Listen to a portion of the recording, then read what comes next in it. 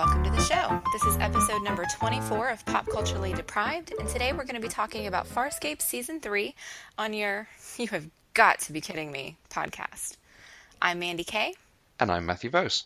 Hi Mandy, it's been about a month since we released our last Farscape episode, and up to now there hasn't been any news on the new Doctor Who casting. That is correct. Yeah, I was hoping to follow up the conversation we had last time with, and they've cast this person that we didn't expect or we did expect, but that's clearly not going to happen. No, but maybe it'll happen before we do, let's see, not June's television episode, but July's television episode, because if all goes well, that's going to be our Doctor Who episode. We're covering Doctor Who? Yeah! I mean, is anybody surprised by that? I think not.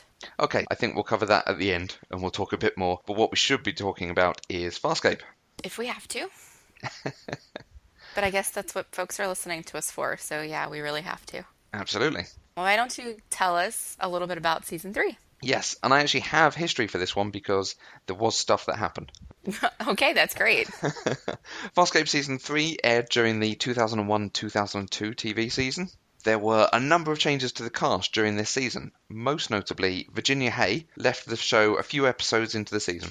Her character, Pao Zotto Zan, sacrificed herself in the episode Wait for the Wheel. There is a post from her website in 2004 where she goes into detail about why she couldn't continue. She says, "Over the 3 years, my body could not cope with the chemicals and was weakened. My kidneys bled every day for 3 years. It couldn't cleanse properly due to the relentless hours and very little sleep. My altered appearance meant that I could not ever escape the character and get away at the end of the workday. In our fictional fantasy world, Zan was a rare beauty, but in our human world, I looked more alien out of makeup than I did in it." And what she means by that is she actually shaved her head, all her hair. She shaved her eyebrows so that she didn't have to wear a skull cap. When the makeup went on, it went on fairly flawlessly. But it did mean that at the end of the day, so Anthony Simcoe, who played Dargo, he could take off the makeup and become Anthony Simcoe. At the end of the day, and even in the hiatus between seasons, she would take off the makeup, but she wouldn't return to being Virginia Hay. That's really kind of sad. But, I mean, way to be committed, at least for a couple of years. Yes. She grew her hair back between seasons 2 and 3. And she actually wore a skull cap for the first few episodes that she was in. The whole post is worth going and reading. I think we might actually drop a link to it in the show notes. She goes into a lot of detail about it, because there were lots of rumours flying around about just how ill she was. And she says it was a lack of what she felt was feminine beauty in having hair and having sort of recognisable facial features that she wanted to have. Right. So there are stories that she wanted the producers to leave her away to come in and do a few episodes every season. But I've read in one place that was a message that didn't get through, that it was a message that got through, but then got ignored because they wanted the emotional impact of killing her off. I think we will probably never know. Okay. However, Paul Goddard, Lani Tupu, and Wayne Pygram all saw their characters of Stark, Crace, and Scorpius become regulars with entries in the opening credits. By the end of the season, Lani Tupu had departed as an on-screen regular, as Crace was killed off along with the gunship Talon. He will remain as the voice of Pilot until the show's end. This season also saw the addition of Tammy McIntosh as Jewel, although she was always kept as a guest star, not a series regular in the credits. You know, I still have not picked up on any of Crace's inflections when listening to Pilot talk. If you had never told me, I would never have known. I mean, every time Pilot talked, I listened to it in the season, trying to find it, and I never once heard it. So he's pretty spectacular, I think, being able to do that. That's an excellent job. There's the one episode where Pilot gets taken over by the Energy Rider, and his voice does drop down the register, and you can hear it a bit in that. But yeah, the inflection's different, the manner of speaking's completely different. It's a really impressive job. Oh, it didn't even occur to me that it was the same actor doing that voice. Because to me it was a different character, so right. It was a different voice. I might have to go back and re-listen to those. You've got one more season to catch him and see how he does it. And I think season 3 is probably the one that it's really good on. Season 4, I suspect you might catch it some places. Okay. I will be looking. Mandy, do you want to do a brief synopsis of season 3? As always, I will leave this honor to you. Because I can't actually tell you a cohesive story synopsis for this season. It's not there for me. So please tell me what happened in this season.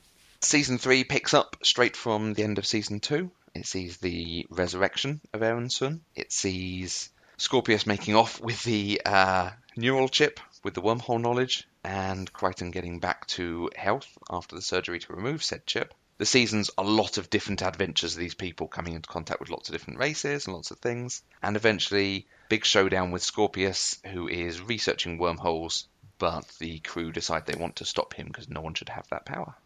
Eventually. Yeah, that Lots of leaves out episodes about in. 90% of the season, but okay. Awesome. Mandy, did you enjoy season 3 of Farscape? You guys, I did not enjoy season 3 of Farscape. Ah, but you've been rhapsodizing about it all episode. You probably have picked up on it, based on how I've been talking about it so far, but I've tried to keep it close to the chest on Twitter and things like that. Matthew is well aware because I've been complaining at him for the last couple of weeks of, I've oh been my God, cajoling why? Mandy to watch it. No, I would have never finished the season if I didn't have to. It was that painful for me to get through. But oh my God, you guys, I have to watch season 4 because of the GD cliffhanger. Are you kidding me? No, excuse me. You have got to be kidding me. Like, I can't stop. So I will be watching more Farscape very soon. Right, let's kick off on the cliffhanger, because this is one of the moments of Farscape. I think I've even mentioned it on a previous episode. This happened, and I was standing in the living room shouting at the television. Could not believe they'd done this. It was just such a step, because there is no way back from what they've just done. No, there's not. Like, Yeah. I don't understand. But you know what, though? I thought there was no way back from the end of the season 1 cliffhanger because John and Dargo Yeah. were dead. They weren't dead. Guess what? Everything was fine. The end of season 2, we have Aaron dead. John has been, like, incapacitated in his brain, can't even speak. Oh, but guess what? Everything's fine now. So, the writers of this show have this uncanny knack of taking you to the very, very edge of that cliff and, like, knocking you off, but holding on so that, like, you can't hold yourself up, but they can hold you.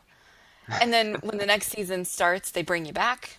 I have no idea how they're going to do that with season 4 because, oh my God, like, I just don't even know. Like, it's beyond awful and terrifying. And even though I hated season 3, I was right there. My heart was in my throat. Like, oh my God, what is happening right now? John cannot be left by himself with, like, no planets, no people, no fuel. What is happening? Apparently, I had feelings about the cliffhanger.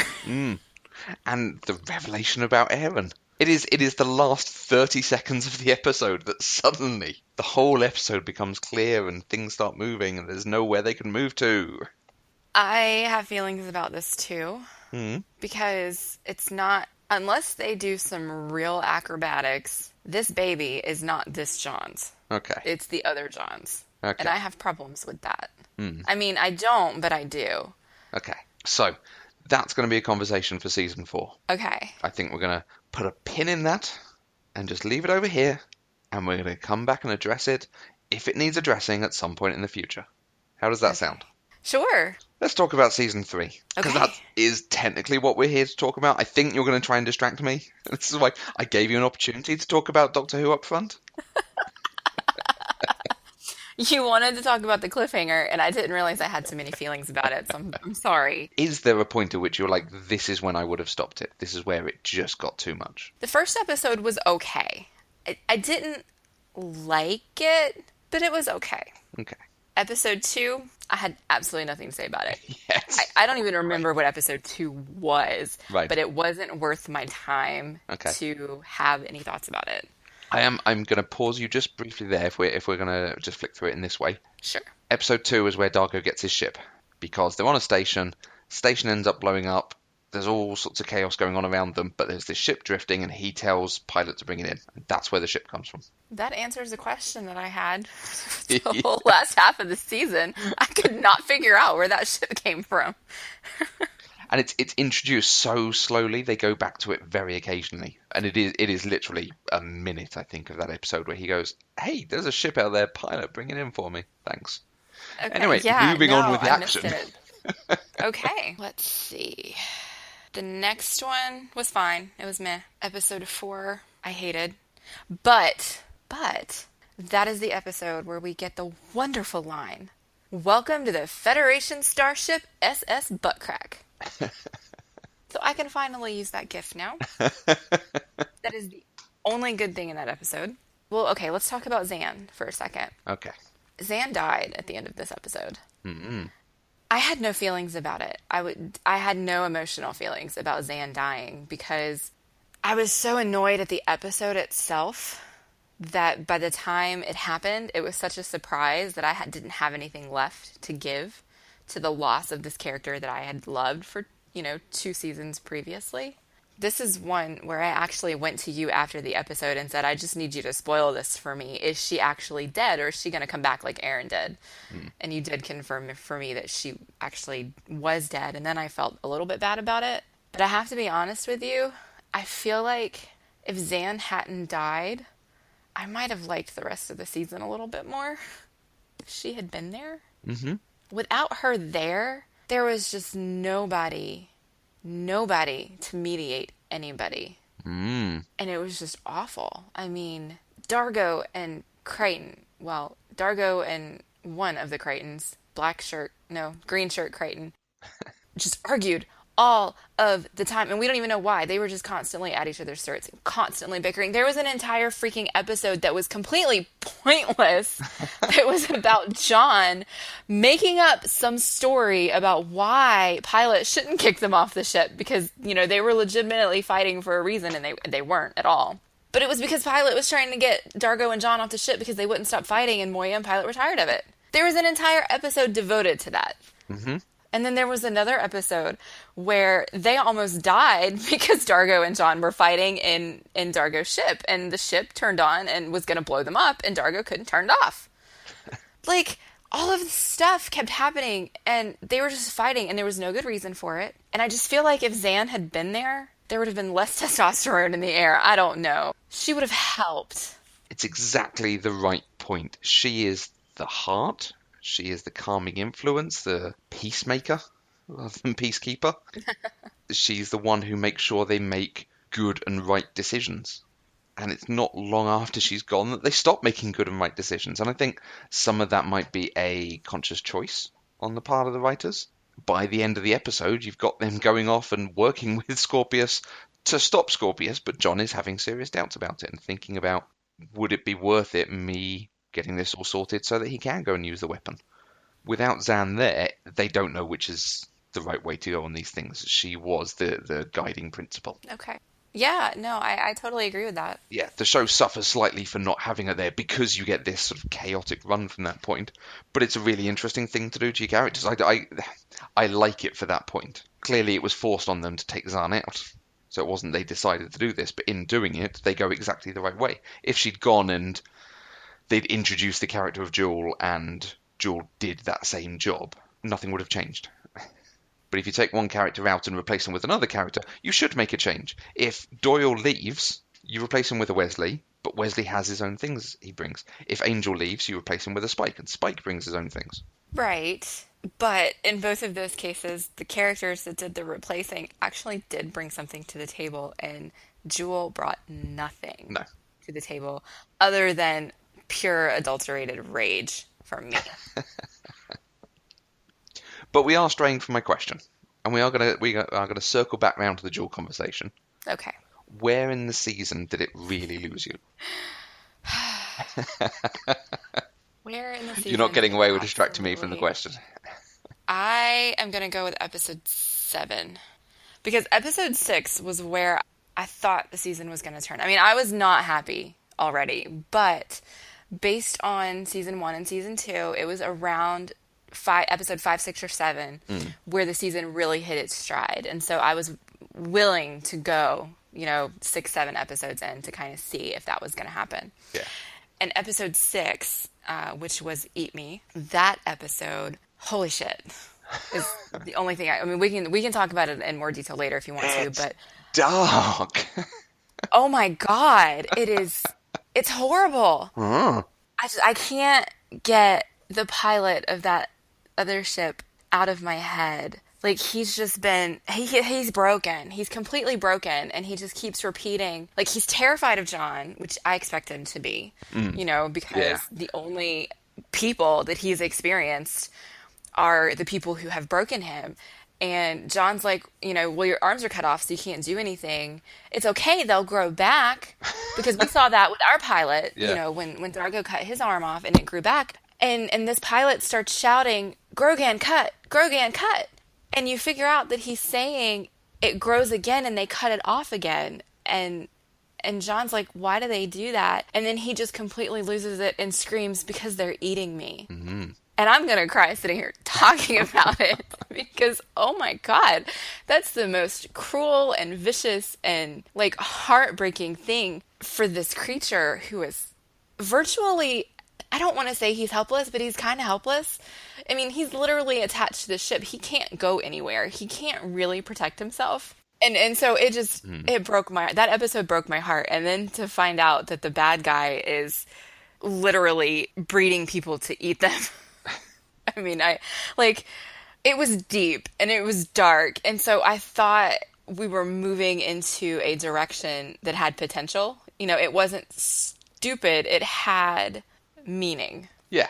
And so I had hope with this episode. But then right after that, we got an episode that was basically a bad sci-fi movie from the 50s. Yeah. And there was like living jello that turned into explosives and face huggers. And after that, I was just kind of done. We just don't ever get. You know what my biggest problem is with this season? Okay, let's do it. Let's The get more I into talk this. about it, the more I think about it, Hmm. is it's 100% episodic, with the exception of episode 1, which is wrapping up season 2. Hmm. And then, like, the last 3 episodes of the season, which finally circle us back around to this whole wormhole thing that we've been dealing with since season 1. Yeah. Everything else in the middle is its own individual story. It's not related to anything else. You don't have to watch them in order. Well, okay, well, you do kind of once you get, you at least have to know why there are two Yeah. Johns. But other than that, they're completely episodic. And then after episode 7, when there are two Johns, we get two completely different crews because half of them go off on Talon, half of them stay on Moya. They're not interacting. They're having different adventures. And so we get one episode that's a Moya episode, one episode that's a Talon episode. We're not building to anything. We're not doing any character growth. Nothing is happening. And the way they told the stories were stupid. And I didn't like it. I'm sorry. I know that a lot of people love season 3. I am just not one of those people. I actually agree with your point. Now, I enjoy the season, I enjoy Farscape, but yeah, the point is absolutely spot on. You could watch the first episode of the season, you could watch, yeah, probably the last 4, and the only thing you'd need to have explained is who is the girl with the red hair, and where's Zahn, and where did Dargo get that ship from? I think the relationships between them, they have changed, but not in a measurable way. So John and Aaron aren't now together, but they weren't together at the beginning anyway, so that's fine. Right. I can completely see the point. Yeah. Yeah, that's the main reason I don't like it. However, had the episodes been written better, I could have enjoyed them. But I honestly feel like one of my questions was like, what happened to the writers of the show? Like, did they change during the season? Like, did something happen in the production of this season where like suddenly there's a whole new group of people in the writers' room? Because it did not match the tone, the way they talked, the way they spoke, the way they acted, the way they moved. Everything was different. And I felt like a stranger watching Okay. it. Is really where I think Yeah. I don't think where the I differences am. are that pronounced. I'm wondering if there's enough in there that as it grew and put you off, just everything picked up. So the time that this thing happened that was out of character became a larger thing that just added to your list of cons.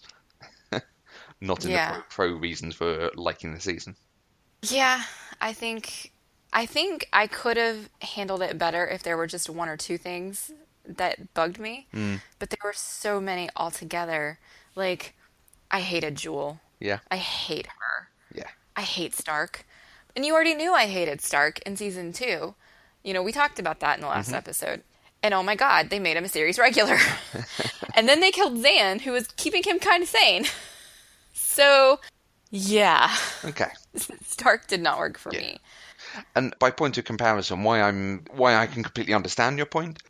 Agents of Shield season 2 does this exact thing.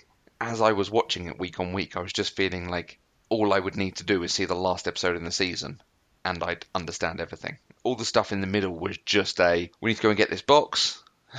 Box has been destroyed, but we got some information to allow us to get the next box. It was Right. just chasing clues around the planet and things. And there's a certain element to this. It's giving us more information about wormholes, a bit more information about the characters and situations, but nothing that actually impacts the overarching story that we're watching. Right. And I think the characters, Zahn leaves, so you're not happy about that. John and Aaron aren't together, so you're not happy about that. Joel and Stark are significant characters, so you're not happy about that. There's enough here to have put you off. And Yes. new characters being more significant, or not even being a whole episode, means you get less of Dargo, for instance, or less of Rigel, because they're flicking between the two crews, so that might put you off. Well, but Dargo wasn't even Dargo in this season to me. Hmm, how so? Like he didn't act the same. It was weird. He made like weird comments like in one episode, it was towards the end. You know, he's John's asking Dargo, green shirt or black shirt? Green shirt or black shirt? And it's like they're in the middle of this really serious thing and Dargo turns around and looks at him and says, "The black shirt because I always should have told you that green shirt is not cut right for your body." And I'm like, "What the F, dude? Who are you?" That's great. That's fun. There was a lot of whimsy in this season Hmm. that we hadn't seen in previous seasons, and it didn't work for me. And some of it was in Okay. character moments like that one. Some of it was just inside John's head. Yeah. Like we get a whole episode where all of his internal stuff is in the form of a cartoon. Yep. Like old school 90s Acme cartoons, except because they couldn't use Acme, they used Osme. And it was basically like the Roadrunner and the Coyote, except Wiley it was Coyote. Dargo and John, and it was cartoons. And like Harvey just kept getting, and you know, in case you don't remember, if it's been a while, Harvey is what John called the neural clone of Scorpius that was still in his head. He just kept getting sillier and sillier and sillier, and oh, Quick pause. Have you ever seen Harvey, the film? there's a film called Harvey. Okay, so the reference is completely lost on you, right? Yes, it is. I didn't know it was a reference. I was just like, oh, okay, he calls him Harvey. There's a Jimmy Stewart film called Harvey about a man who has best friend who is a puka, an imaginary 6-foot rabbit called Harvey. Okay. And the first time John finds out what the neural clone in his head is, he looks at me and he goes, You're Harvey. Or is it Clarence? Guardian Angel. Invisible Rabbit. Harvey. Harvey. I got the Clarence reference there. I didn't get the Yeah. Harvey reference there. Okay. Good to know. That's why he calls him Harvey. Because That's he why he thinks calls him he's a Harvey. 6-foot rabbit. He got sillier and sillier, and there was too much whimsy. I feel like the cartoon episode, I feel like had I been in a place with Farscape the way I was in season 2, like if I was all in and I loved it, I feel like I would have really enjoyed that episode because it was kind of a wink to the fans. It was a, hey, we can do this really fun thing, and we know that it's silly and it's funny. You know, we're just doing it because we can. But there was just so much stuff already happening that just had me out. Like, I mean, I was out. I was not okay with Yeah. the season. And so by the time I got to this episode, I was just like, oh my God, they're just messing with me now. And yeah, Oh, and this is also the episode where we found out that Jewel wanted Dargo too, and so now Dargo is becoming the Riker of the ship. No, she wants to be better friends with him. Oh no, that is not the implication they were making. Okay, I have to disagree with you on that one. okay. Especially since she got all up in Shiana's face and was like, oh, guess who gets to take the first ride with him? I'm just saying. That's the episode Revenging Angel. That is the episode that completely sold me on this as one of the great TV shows. Like, I already loved it. I loved the characters. I loved some of the clever stuff that they were doing. I loved the humor. I loved that it was a bit different than just a Star Trek. Because a lot of sci-fi is very serious. So the fact that this didn't take itself quite so seriously and could do a lot of fun. And then it Right. did this, where another show will want to do something a bit different. So it will have the main character becomes a puppet, or everyone suddenly starts singing, or random stuff like that.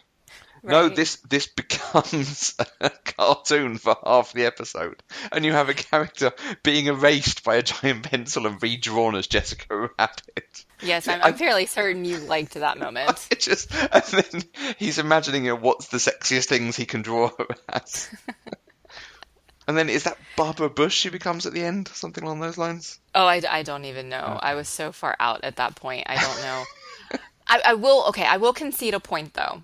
Go on. Had they done this in Buffy or even in Angel, I would have been all in. I would have loved it. Right. And so I think, I mean, I totally get why you love it. And I think had I just been in that place in this season where I was still all in and I loved all the characters, I think I would have loved it as much as you did and found it as funny as you did. I didn't find it funny at all. I was too busy rolling my eyes and groaning. Okay. But I think that was just the culmination of everything. Like, I really wish, like, I am loving listening to you laugh about it and hearing how much you enjoyed it. And I really wish I had enjoyed it that much. Yeah, and you just need to be into it. And if you're not into it, it's going to look very odd. We said we would return and talk a bit about Jewel. Because you really don't like Jewel. No. Why is Jewel there? I don't understand what her purpose is. She Okay. doesn't. I mean, I see that they tried to replace Zan and move some of Zan's characteristics between Jewel and Shiana. Jewel is the one that we always see doing the healing stuff now. She's not very good at it, but she's always the one who's in there doing it. Somebody has to. But she is not useful in a fight. All she does is scream. Granted, her scream can melt metal, but They only use that like once.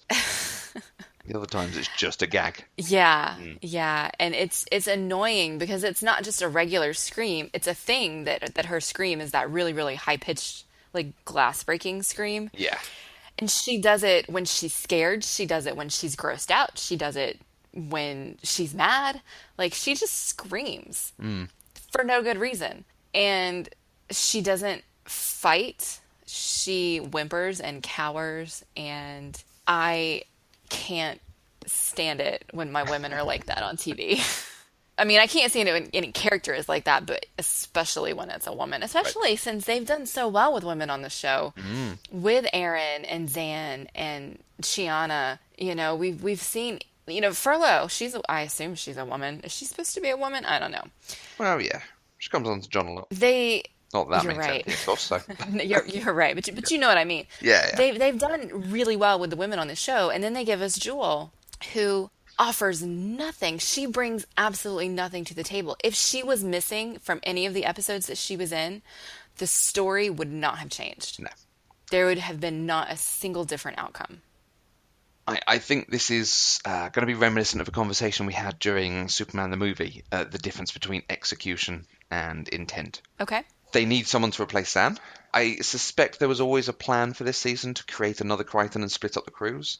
It allows them to do some quite nice stuff, and you'd have to split up the crew to have stories on Talon, because you couldn't have everyone moving off Moya. Right. And then what do you do with Crichton? Do you have him flitting back in between? So, let's make two of him, and then he can be in every episode. Awesome. Let's move on. But then they need a character to even it up if Zan's going to die or Zan's not going to be there, so they introduce a new character.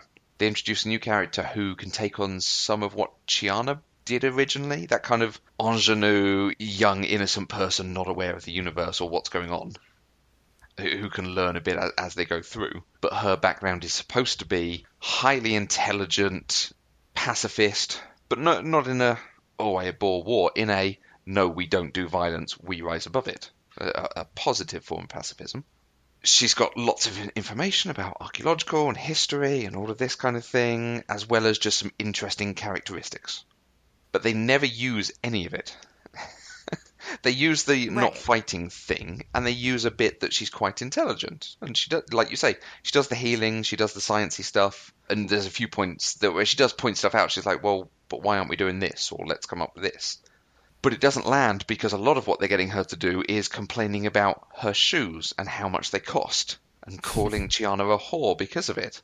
Her complaining about having to drink something yucky, even though it's supposed to make her better, and it's Yeah. the spoiled princess that they go to rather than highly intelligent, capable, but young innocent woman. You're right. Hmm. Yeah, she did not work for me. Yeah. If that had landed better through portrayal and some of the stuff it's written, it could have been quite strong. And she does have good comic moments, but you have to be into the characters to enjoy them. Okay. Yeah. So that's my thought on Jewel. I'm fairly ambivalent towards her because there is some of that funny stuff, but like you say, she doesn't add anything to it. But they needed a character, so I will always appreciate a show that tries something. They didn't just introduce, oh, but we have a new Delvian. Oh, Right. but our Groot died, but hey, look, we can pick up a twig and make a new Groot, and now have cuddly Groot. If you're gonna kill someone, kill them. Okay. Yeah. Except I'm really glad they didn't do that with Aaron because we got Aaron back. And before we talk about John and Aaron stuff, I do want to talk about Okay. Shiana a little bit because I know in season 2 I was constantly talking about how much I hated Shiana. Mm. I did not hate Shiana this season. No. She grew up this season. One consequence of Zan dying and not being there is that somebody had to step up. I mean, because when they split the crew, Aaron, Rigel, Stark, and John, well, one of the Johns, all went with Talon. And so we were left with Jewel, Dargo, Chiana, and John number 2 Hmm. left on Moya. And so she was the only one who could try to be that voice of reason at all. Yeah. You know, I mean, she wasn't there at Zan's level. She couldn't get in between John and Dargo and stop them. But she constantly started referring to Jewel when Jewel was doing something stupid. You know, Chiana would like push her around and tell her to go do something else or do something productive, and she would be like, "Ugh, kids." You know, and season 2, Chiana would never have done that because season 2 No. Chiana was the kid, you know? Yeah. And so I did like seeing that character development for her, Yeah. to see her grow up a little bit. I also think that the experience that she had in episode 7 where she got twinned and then saw herself die contributed to that, Yeah. because that was, I think, the turning point that I can think back to and see that she really started to change a little bit after that. Yeah. And she And hammers that portrayal of she's sacrificed herself effectively. So so Chiana gets twinned. For anyone who's not seen right. it, Chiana gets twinned. There is an exact replica, but you don't know who is the original. And the things that are eating everyone come and take one of them away. And the Chiana that survives could try and help her, but she runs away instead. So she has to live with the guilt of sacrificing herself. Right. And just the way she mutters about it, the way she looks to everyone to reassure her that they are just duplicates, that they're still the originals. And it's all informed in the background. The John being duplicated is the big story, but she's got this going on and uses that plot A to inform some of Right. her plot B, plot C stuff. Yeah. I really- Well, I mean, and even Dargo has a little bit of that just from knowing. I mean, he was chained up, so he didn't have a choice. Yeah. But he saw a second one of him, and he saw that him die.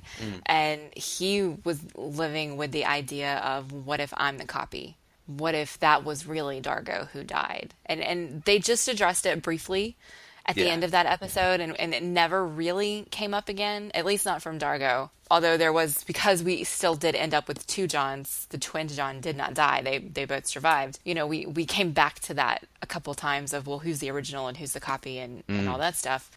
But it was deep. Yeah. That was deep. Yeah. Hard to watch for sure. Yeah. And when it does good stuff, it does very good stuff.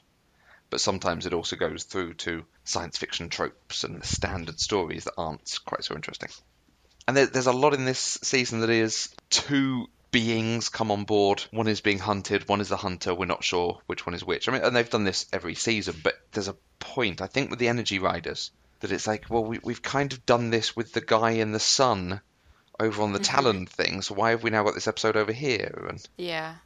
Yeah, I wasn't a fan of either of those stories. no. Although, I will say, the one on Talon, as much as I hate Stark, Yeah. like, I was kind of cheering him on when he, like, forced himself to become pilot for Talon.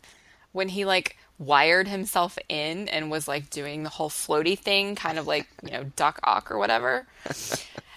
And I thought for a few minutes, I thought they were going to leave him there, and that was going to be his purpose, was he was going to actually be the pilot, and then Talon would work the way that he's supposed to, because he would have less autonomy than he does with just the neural connection to Krace. Yeah. And so I totally had this whole storyline in my head of how this is what Stark's purpose is going to be, and I'm going to like both him and Talon now, and it's going to be great. And no, of course, that's not what they did.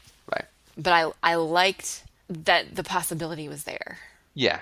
It does some nice stuff in that episode. It then doesn't take it any further. And Right. because he is mostly there for the comedy, so by But that it's point. not funny. No. Because his comedy is rooted in his mental instability. Yeah, his mania.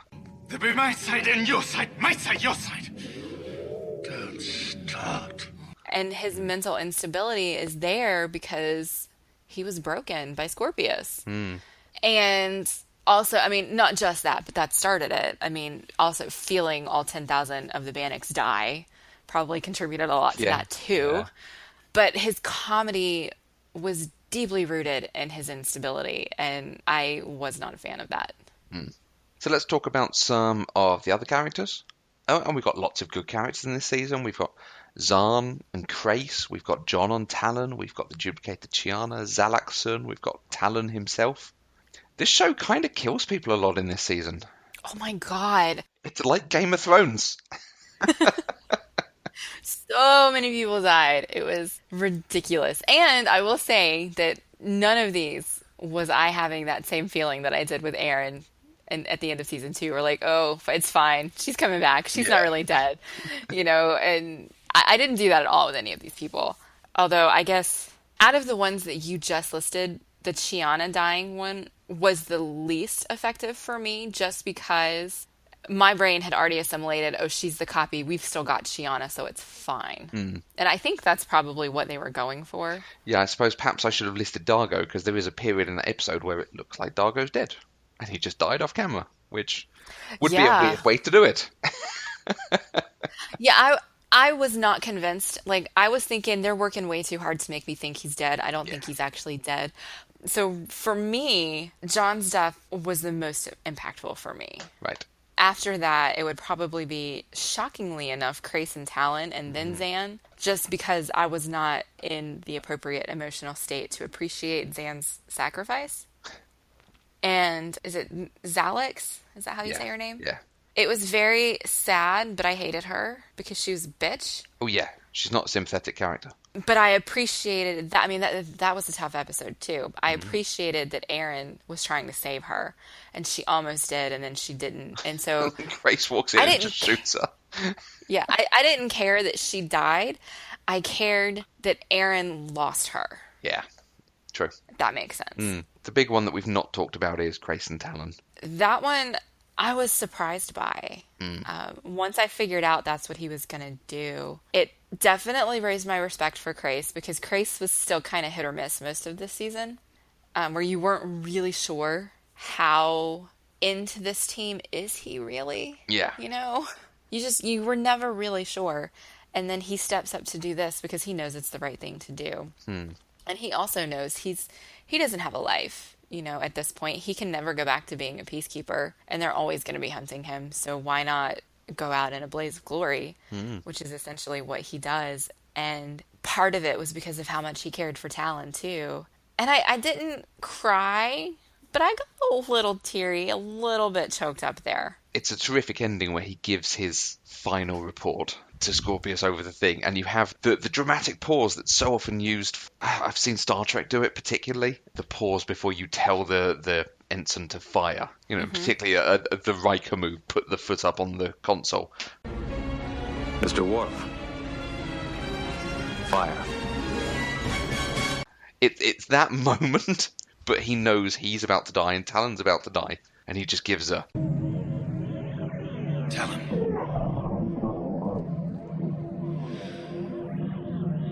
Starburst. And it's triumphant in its gloom. Oh, yeah.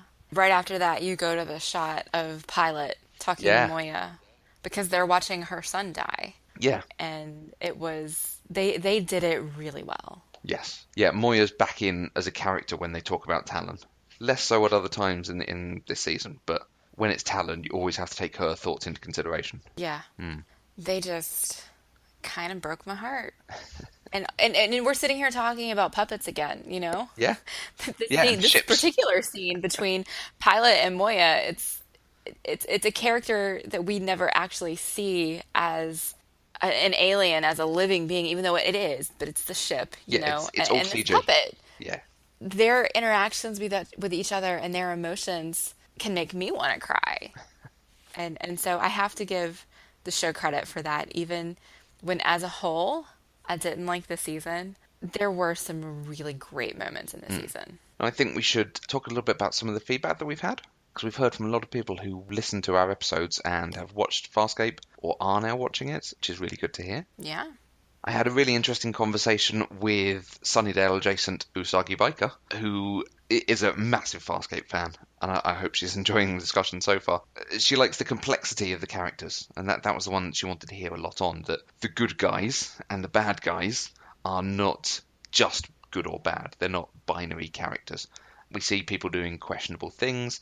Rigel is always morally problematic or selfish, but we see Dargo and Zahn doing things that are selfish, that further their aims, that people aren't just nice. And there's decisions that people make where Erin might be a peacekeeper and following orders, but she is doing some despicable things. Is it the fact that they have these grey areas that helps us to love the characters, to really get into the characters, because they feel a bit more fully formed to us, perhaps? I think so, honestly. I think it's more relatable when a character lives in the gray area because in reality, none of us are black and white. You know, we make questionable decisions every day, and sometimes we're selfish. And pardon me, maybe you're perfect, Matthew, and you're never selfish or mean or rude. But I am. And so it makes it a little bit more relatable for me. And it's when a character is relatable that I can become emotionally invested in them. When I can't relate to them at all, that's whenever I feel like I'm an outsider just watching. Then I'm not part of the story. And with season 1 and season 2 particularly, I was very emotionally invested. And I felt like I was a part of the story, and what they experienced, I experienced. And that's why we had talked about before why a show that can make me feel emotions over puppets is such an amazing thing. Definitely. Because they have brought me into their world. And I think a lot of that, I think Usagi Biker has really hit the nail on the head. It's because, for lack of a better word, they're human. Even the ones that aren't human. Yes. Yeah, I You know what can't you see mean. me, but I did air quotes with human, but you can't see air quotes on a podcast. You know, they're people. Well, that doesn't even work because they're not people, but I don't know. We need a word that just encompasses like beings. Where no one has gone before. Yeah. I mean, I think that's a really great point because even in season 3, the bits that were most relatable to me were the ones that were more emotional to me. And they were times where there was some moral ambiguity, I think. That's how I feel about that. And to answer your earlier point, I don't have shades of grey. I'm British, so I'm a villain. No moral ambiguity here, just no morals. I see. I forgot. Pardon me. Me, Tom Hiddleston, Ben Kingsley. Well, you keep good company. Yeah. We had a great comment from Beatrice Macia1 on Twitter, who went to see Guardians of the Galaxy 2, and she said she had a blast, but it needs more Ben Browder next time. He's right up their alley. Mandy, you've not had a chance to see Guardians 2 yet. No. Okay. So I replied back and sent an article about this that was quite interesting. There is a lot of DNA shared between the two, the show and the film. Neither of them, they take each other seriously enough to have a believable world, but they don't take it seriously when they're in there. Right. You have that Dargo comment about, they're in a serious situation, but he says, Which one? Green or This is black? not the time. Dargo, green or black? Well, the black, of course. I mean, far be it from me to say, but I've always thought that the cut of that green shirt doesn't suit the shape of your body. and in Guardians you Right. have Rocket. That dude there. I need his prosthetic leg. His leg? Yeah. God knows I don't need the rest of him. Look at him, he's useless. Oh, I was just kidding about the leg. I just need these two things. What? No, I thought it'd be funny. Was it funny? No, wait, what did he look like hopping around? I had to transfer him 30,000 units. Yeah, but that totally worked for me in Guardians and just did not work for me Yeah. in Farscape. So maybe I'm just fickle with my emotions and my loyalty. Yeah. I don't know. We have had a couple other listeners express their happiness that I really like Farscape. And so now I feel like I need to apologize that you're listening to my opinions of season 3, and I'm very, very sorry. But at Ruckstand on Twitter was listening to Farscape season 1. He's a fan who is currently rewatching for the 4th time and was very happy that I like it. And I really, really loved season 1 and season 2, so just hold on to that. And we'll see how I feel Remember about the good season 4. times. Yeah. I'm hopeful for season 4. We'll see. My friend on Facebook, Aaliyah, commented that she listened to the episode having never watched Farscape and never planning on watching it because she couldn't get past the opening theme music and the puppets. But now, much to her husband's delight, she's going to give it a second chance. Aaliyah, if you're listening to this episode, pay no mind to me. Completely disregard me. Just because I don't like something doesn't mean that it's not amazing. Everybody that I've talked to who is a fan of Farscape loves season 3. So just don't listen to me. And please watch it with an open mind. Give it a chance. Just ignore me. And you guys, you may recall that in the season 1 episode, we made some references to The Godfather and then decided that we would really, really love to see a photograph of Don Corleone holding cute, fluffy, cat-like Rigel instead of the cat that he's holding when he's sitting at his desk. And you guys, the internet came through. Nick Sequeira, I really hope I'm saying that right. He is at the Stubby Tech on Twitter. He photoshopped this for me and sent it to me. And we will, put a copy in the show notes, but it's also my Twitter header. It's also my Facebook cover because it's amazing. And it just made my heart so happy. And I look at that picture every day and it makes me smile. So thank you, Nick, because you won life that day. It's awesome. She was very happy and bouncing around every bit of social media telling people.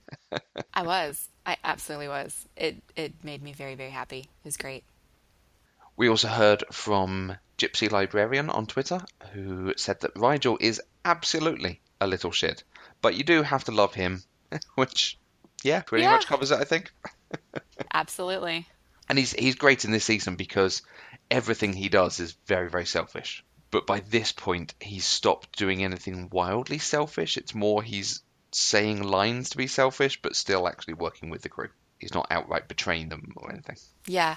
I really liked it when they were on, I don't even remember the solar flare planet with Furlough. Dembadar. And they plopped him in front of a gun, and he's sitting there shooting Yes. people out of the sky. And I'm like, that's the best thing Rigel's ever done. And he was having so much fun. Yeah. It was great. Yeah, and he kills that Jared early on. That's Yeah. a wonderful moment because, he wants him dead and he goes and kills him. He follows through. There's It a lot was of a little grand- dark for him, but he did it. Yeah. I will say, I got really excited. We had that one episode where there was a female of Rigel's species shows up. I got really excited for him. And then she Rigel turned out... gets some. Yeah! He was having a good time with her. Until he found out she was faking it. And he got all bummed. And then she left. And then the way they killed her was hysterical. It was hysterical, you guys. I mean, it was dumb and it was stupid, and I hated the whole episode because that's the one that had the blob they were trying to put back together. There was an eye over here and an ear over here and a mouth over here, and he was still alive and talking. But they had the female Hynerian. I was really, really happy for Rigel until the end of that episode when she betrayed him and then died. I like that episode. I think it's good. It does something a little bit different at least. Brings on some other people. Nothing comes of those other people, but it brings on some other people at least. Yeah, I think again it had too much whimsy in it for me. Is really Okay. the moment that sticks out from that episode to me is when they start fighting and they're doing all the shoot 'em up bang bang stuff, and Jewel and Grace, who have been working on putting the, is it Budok? Bodok? Some weird alien blobby thing together. And they're crouching behind the table where all of his parts are, and it gets hit with a gunshot or something, and like blobby body parts fall in their lap. And Jewel and Grace have this shot where they look at each other and then they both scream. And it's the dumbest thing ever because they wouldn't really have done that. I mean, they've been working on putting this guy back together. You know, they've had their hands all in him. It's not going to freak them out that it fell on them in their lap. Yeah. And so it was too much whimsy, too much attempts at humor that fell flat. And so as a whole, I wasn't a fan of the episode. Now, there are stories about that moment that Lani Tupu knew it was going to be out of character for Grace, but decided he wanted to do it anyway. Because it is totally out of character for him to suddenly scream as people are shooting at him. Yeah, I actually Yeah? rewound it to see like what just happened.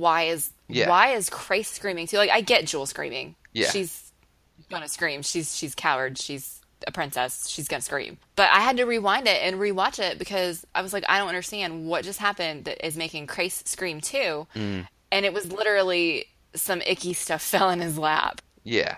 Is this possibly evidence that the actors had a lot more control over the stuff they were doing? So they were actually doing these really big things because they thought it was funny. They thought it was interesting to mix it up and do stuff. But actually it does throw you out each time because it's not consistent. It's they're always introducing something new rather than the writing that is keeping some of that consistency.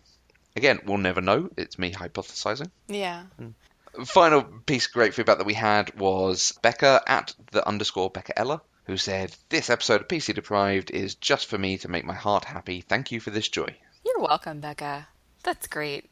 I like that you guys like us talking about this stuff. And I'm really, really sorry if you change your mind after listening to this episode. I'm reading these out just to guilt you. That's the reason we're going through I them. know. So, yeah. I know. Before we finish up, let's talk about our favorite moments or lines. You guys, I do actually have a couple, but Matthew has way more than I do. Pilot was absolutely amazing this season. The way they did his facial expressions was incredible, which is not really, I mean, when you think about puppets, you think about like Bert and Ernie puppets where their mouths move and that's it. You know, their face is the same no matter what they're talking about. And Pilot expressed emotion. So much emotion on his face. You knew when he was angry, you knew when he was sad, when his heart was broken. It was all there. It was so much better this season than it had been in previous seasons, and I loved it. There was a pilot moment in that second episode, that forgettable episode, Sons and Lovers, where girl they bring on the ship magnetizes herself to part of the ship and she keeps repeating this thing so that she stays stuck up there and she's attracting the storm that's going to destroy them all. And they manage to detach the panel from the ship and she flies out into space and is destroyed by the storm. And the bit where they detach her, it cuts to Pilot and he's just laughing his head off. Again, it's out of character, but it's just so funny because the whole episode she's winding everyone up and they put socks on her mouth and she's just making comments at people. And they finally get rid of her, and it's just Pilot going, ah, ha, ha, ha, ha. Yeah, I did really like Pilot in this episode, or this season. I'm not sure I have a single negative thing to say about Pilot this season. Aaron, more specifically Claudia Black, performing as Aaron after her John died. You guys, I cried when he died because his performance there was fantastic. Her performance as a reaction to it, it killed me. She's just sitting there with tears in her eyes and she's smiling and, you know, she's trying to let him know that it's okay, you know, that she's with him. And then when he actually dies, you know, she pulls her leg up on the bed and pulls the cover over them while she's holding him. And it's just heartbreaking. And then the next episode we get with her is her expressing her grief.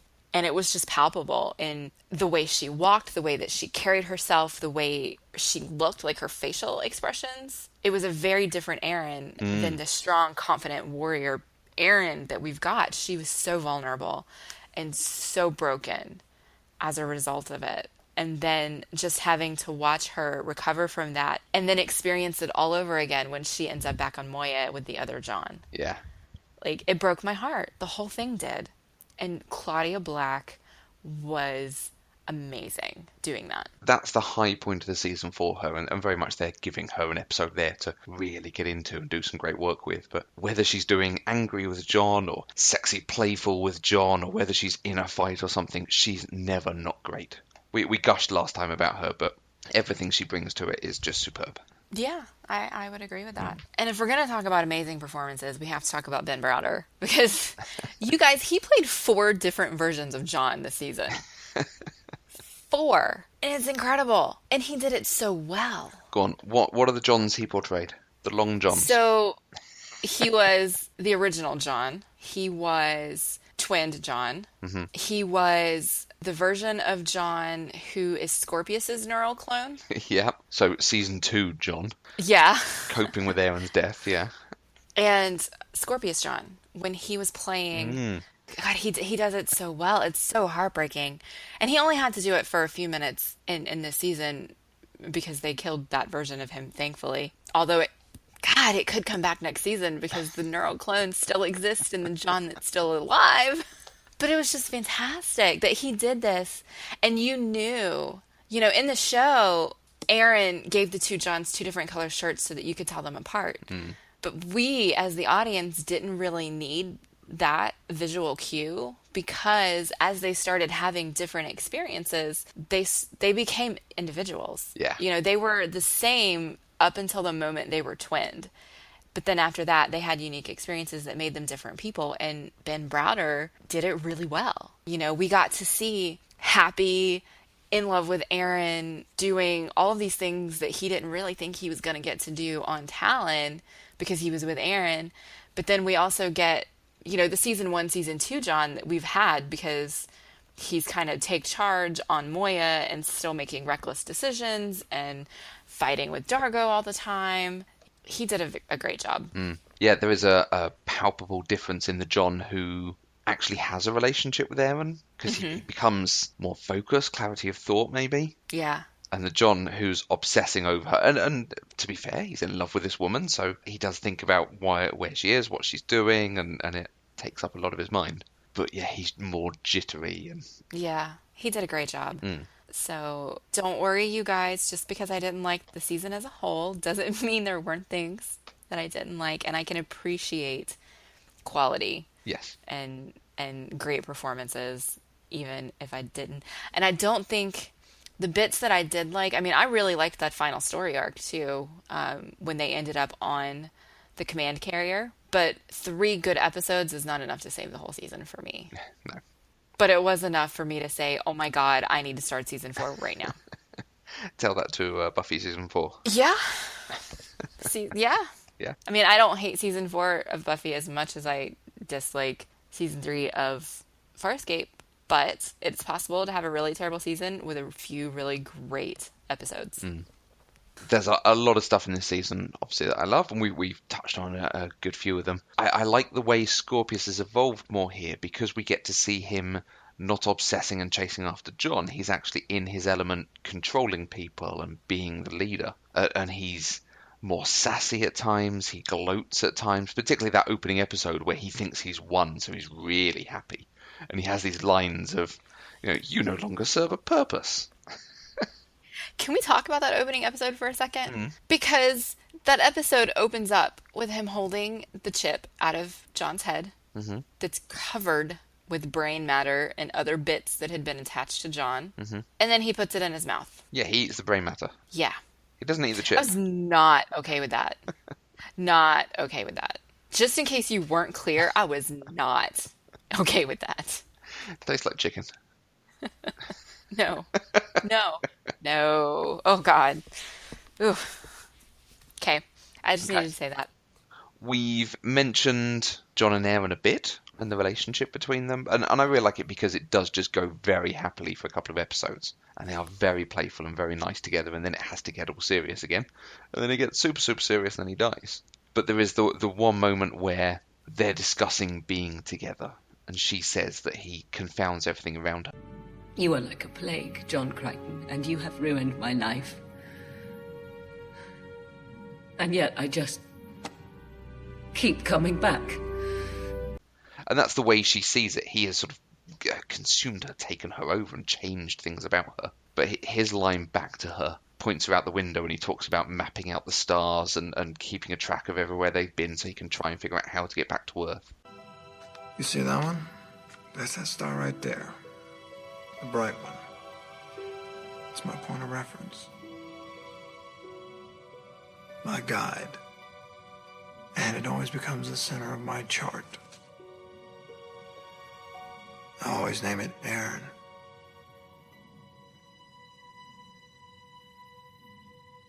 You say it's your guide. It's my one constant.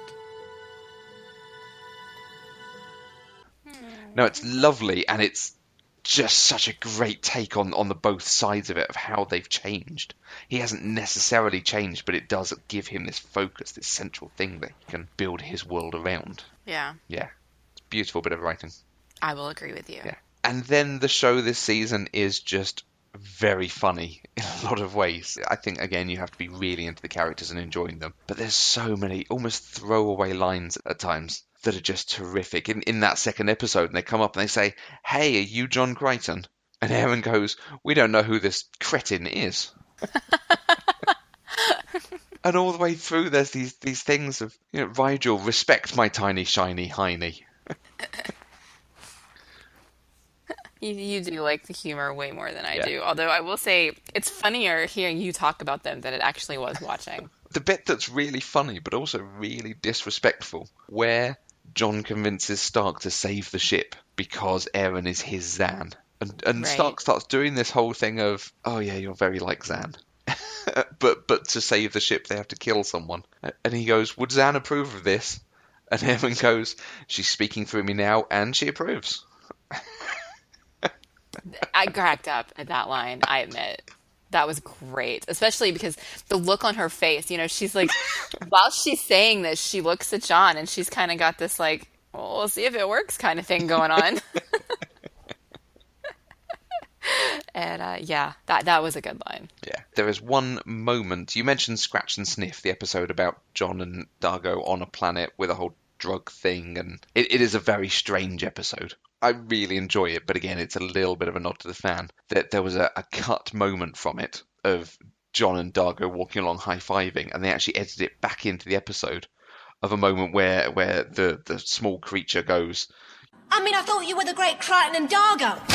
and there's just this half second of them high-fiving, and then it goes back to the episode. And it's just, we don't know what that's from. It's not part of any other episode, and it turns out it was cut from this episode. It informs your sort of bro relationship that they're having. And just a side reference, that small creature is Francesca Buller.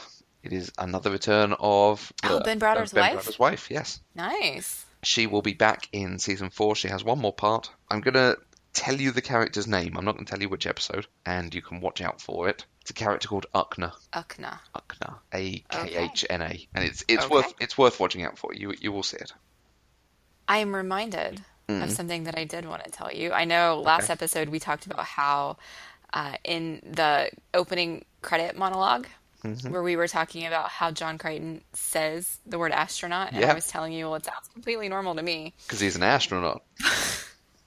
It's not quite that bad, but it is definitely totally different. is.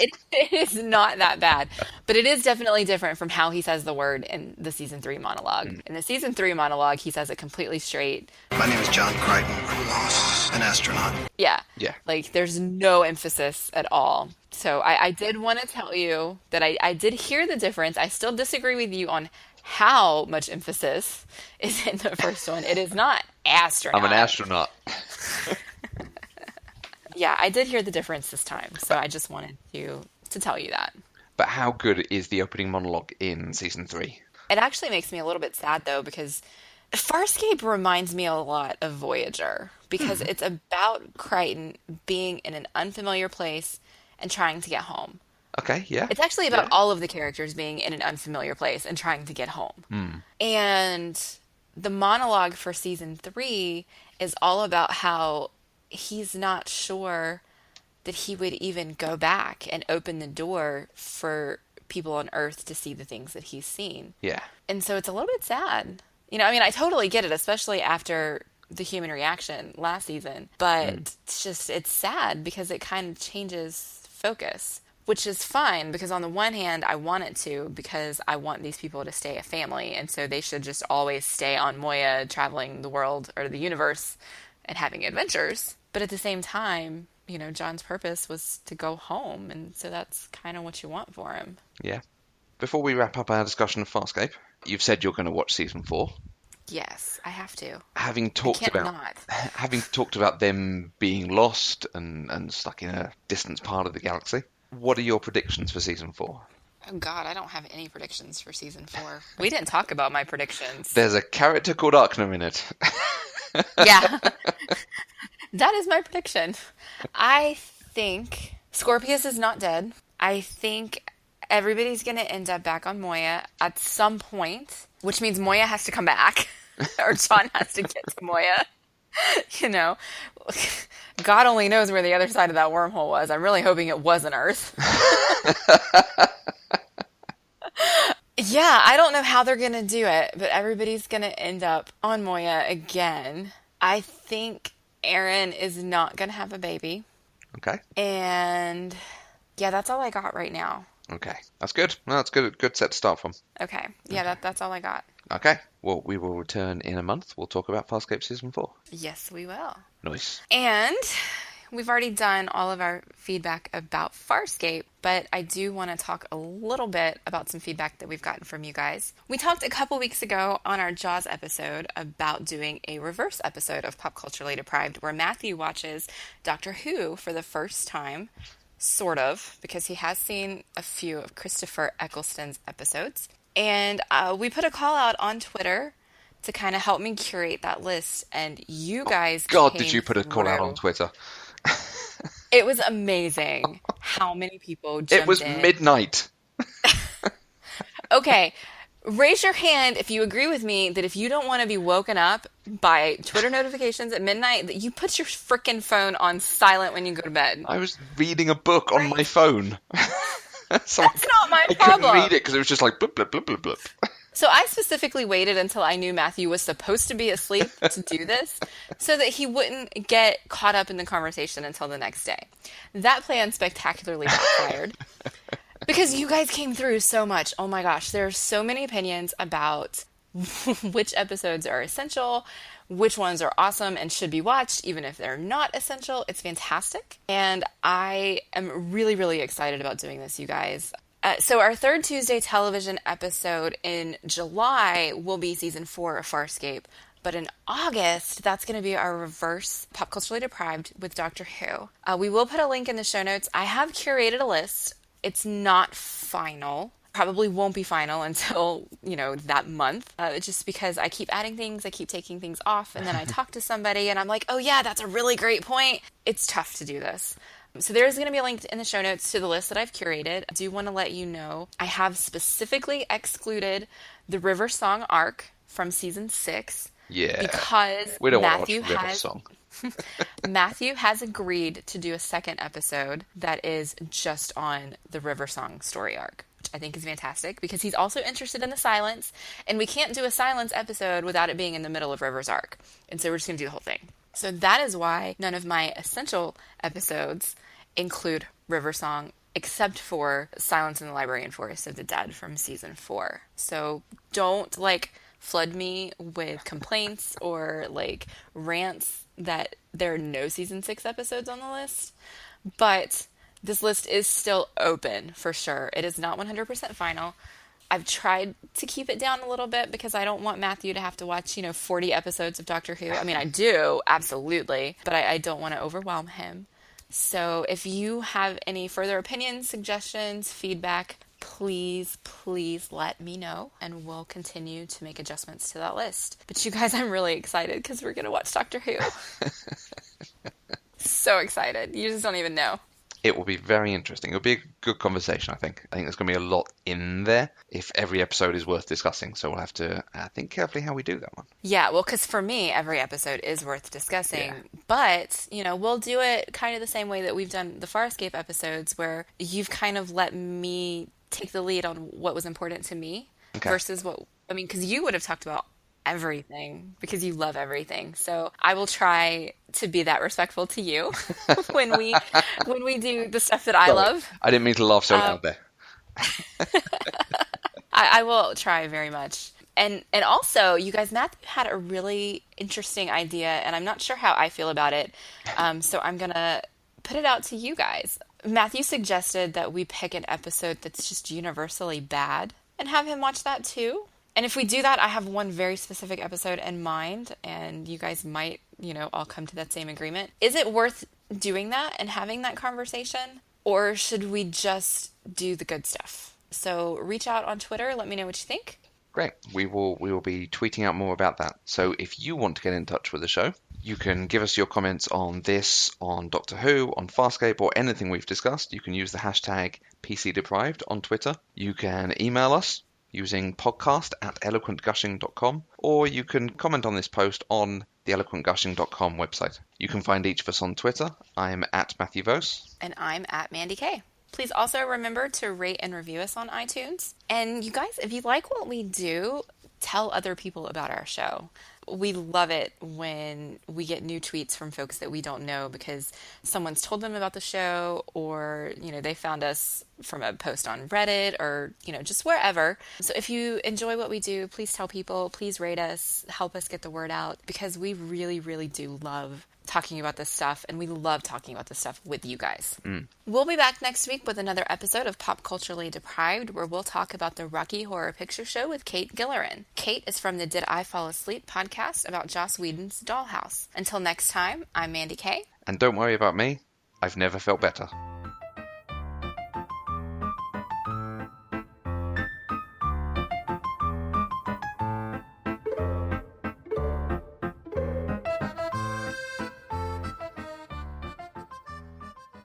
Pop Culturally Deprived is an Eloquent Gushing production. For more information, visit eloquentgushing.com or find us on Twitter at eloquentgushing. I will say, I got really excited. We had that one episode where there was a female Hylarian. Hynerian. That's what I said. You said Hylarian. It's got an N, not an L. Wait, say that again. Hynerian. No, it's Hylarian. Okay. Maybe I'm completely wrong and I can't hear. You're going to cut this whole thing out. You must know Farscape better. Go with what you said. Let's see how the internet reacts to that. This whole time, oh my god, this whole time I have thought he was a Hylarian. That's how I've written it. That's how I've said it. I'm surprised. I mean, I've said that in our other episodes. I'm surprised you haven't caught it. This whole time. I don't think you have. I don't know, but this whole time I've thought it was Hylarian. No, I did, because we talked about it in the Jeremiah Creighton episode. I know I used the word there. Okay. Way to call me out on that, like when we're in the third season of a show. Female Hylarian. I told you Hylarian. I'm a villain.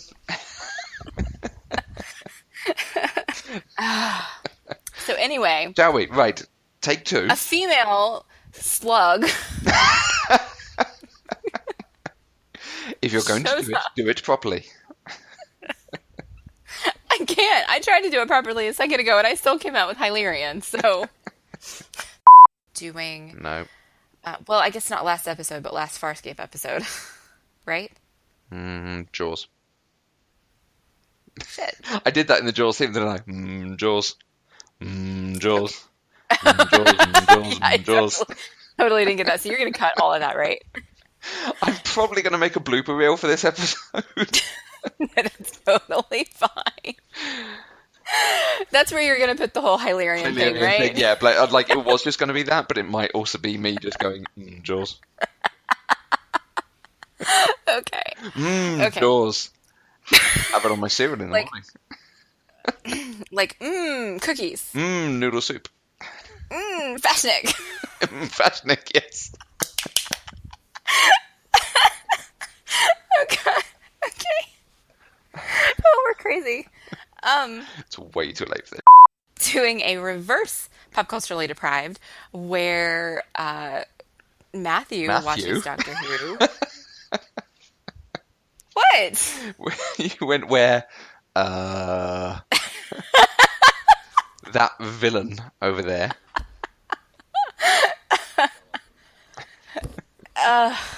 Okay.